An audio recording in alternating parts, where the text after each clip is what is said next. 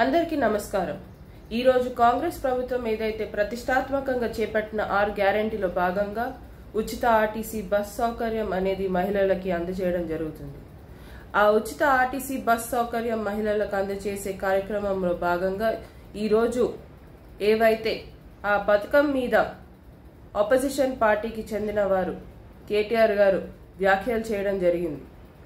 ఆ వ్యాఖ్యలు మహిళలందరం కూడా చాలా తీవ్రంగా ఖండిస్తున్నాం।